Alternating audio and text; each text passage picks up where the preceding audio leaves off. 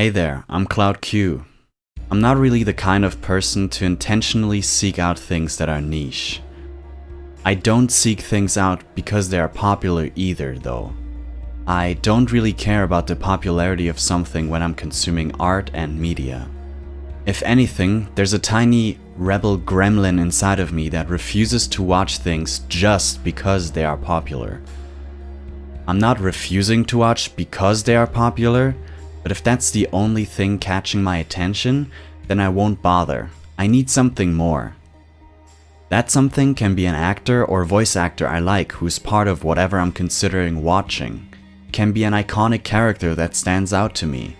It can be a really cool sword that I've seen from it. All this to say, I don't care about popularity when looking for art or media. But when I already like something, I do want it to do well. Some people prefer to gatekeep because they don't want the negatives that inevitably come with popularity, and I get it. But in the end, I think that's a fine price to pay if it means that this thing that I view as amazing becomes celebrated and successful. And what is the most important thing in the world for success? It's your Metacritic score. You like your grandma? But I bet her Metacritic score isn't as high as Expeditions 33's. Loser. I'm kidding, of course. But if something wants to be successful, the perception of it does matter. It's not even necessarily about quality. I think FIFA's continued sales prove that, but you do need people that enjoy your product. So you know what bothers me? When people tell me something I love sucks, or that it's bad. And yes, I'm that kind of person. If I call Overwatch garbage the third time in one sitting, that's okay. But if you dare dissing the game if you're not even a player yourself, I will defend it with all my linguistic might. Sorta like constantly bullying your siblings, but banding together as soon as someone else tries to do so. You know, there's criticizing something because you love it and you truly want the best for it, and then there's talking down on something because you don't like it. And I'm allergic to the latter. And hell, the lines can be very blurred. Even within a piece of art, you can love a game and still talk down on a specific scene or aspect, and that will piss me off. Once I had thicker skin with this sort of thing, or maybe I just saw it less, I'm not sure. But I know this has gotten worse exponentially when I was getting into the FF7 fandom. And I think that's such a pity. Because before this fandom, I've never really had that feeling that like, I have to keep justifying, perhaps mostly to myself, that I love this game. And in its own fandom. Like, aren't we fans of this game? Is the term fandom actually related to ventilation? Was I wrong all this time? Seriously though, I've never experienced the amount of negativity towards the own series as the FF fandom has. In the bigger Final Fantasy fandom, you'll be lucky finding people that don't hate your favorite FF game, and in the Final Fantasy VII fandom, you will come across those that just despise the remake. And they voice it very confidently. And it's so odd to me. Why not just move on? I mean, I do get it to some extent. If you grew up loving FF7 and now you're not enjoying the remake, I can see why that would suck. If Final Fantasy is your favorite series and the new game just doesn't click with you, that's rough.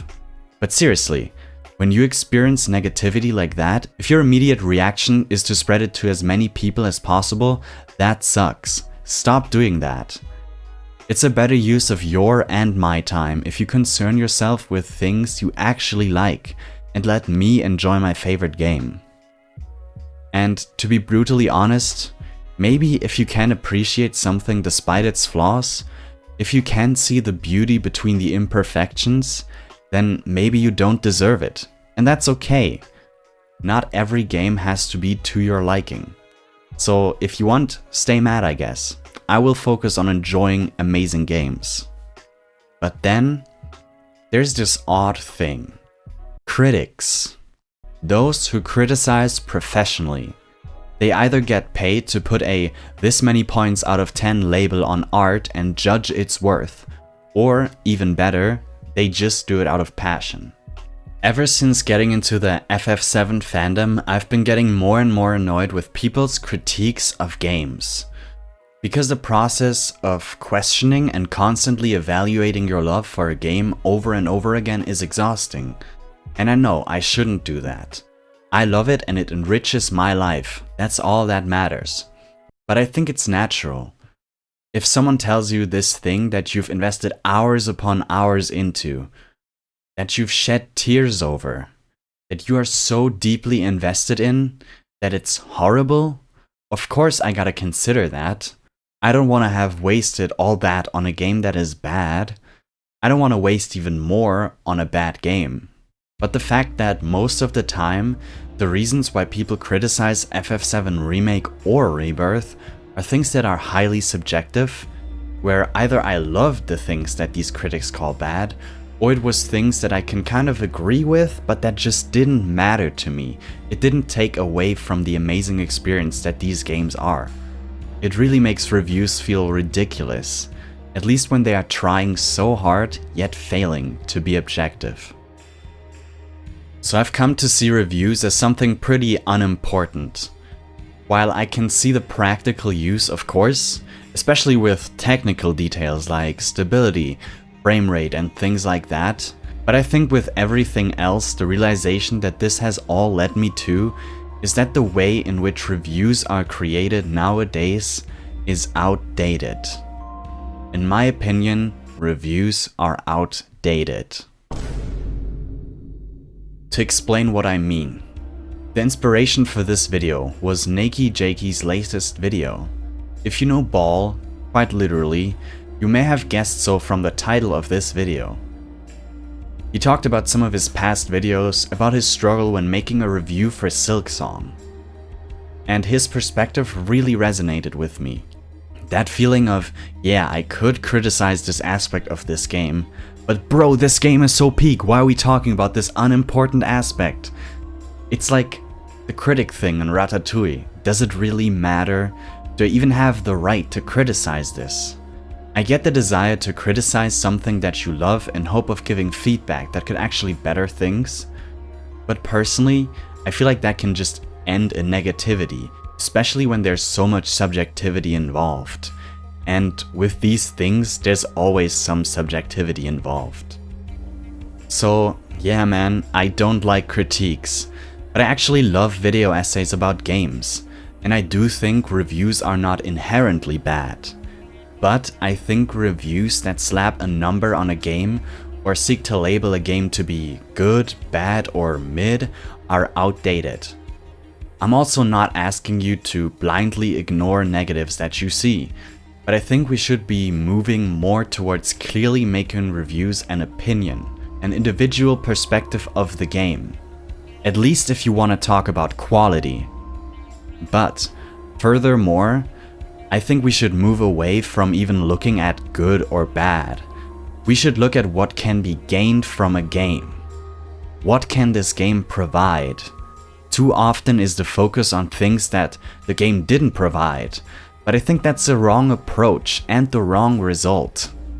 You can make a bad 1 out of 5 review for any game if you define the requirements accordingly. The same goes for a 5 out of 5 review. For example, if you only care about how realistic kicking a ball is in the game, FIFA could be a 5 out of 5 game.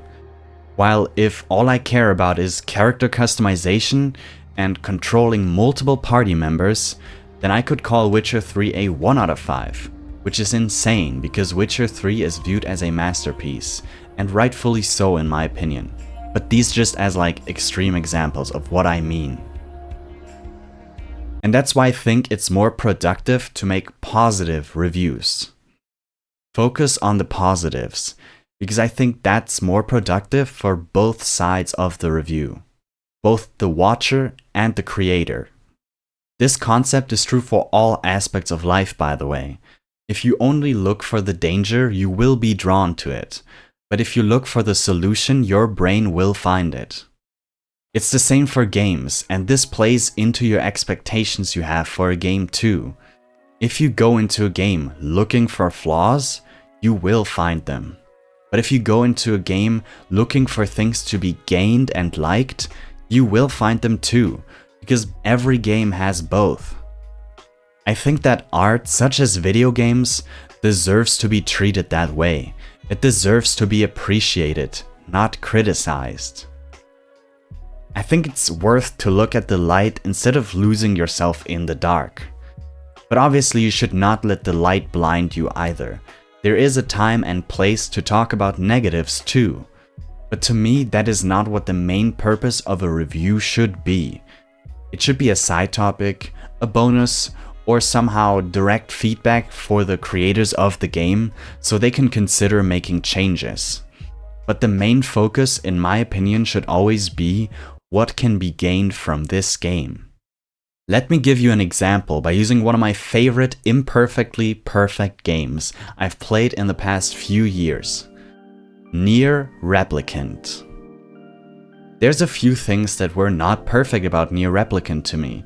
In a critical, outdated kind of review, I could talk about how the story is kind of slow in the beginning and it lost me at some early points. I could talk about that sometimes I really felt like I was just running around not doing anything super meaningful. But instead, in the kind of review that I'd like to make and watch, I want to ask myself, what can be gained from that? Why could that actually work? Because as much as I did just run around a lot with Weiss, Kaine, and Emil, in the end, all that time spent with them is what made the game feel all the more special. The pace of the story actually enhanced how much I bonded with my companions, and it's precisely those bonds that made the game so special to me. Yes, the game took its time, but that works if you let it.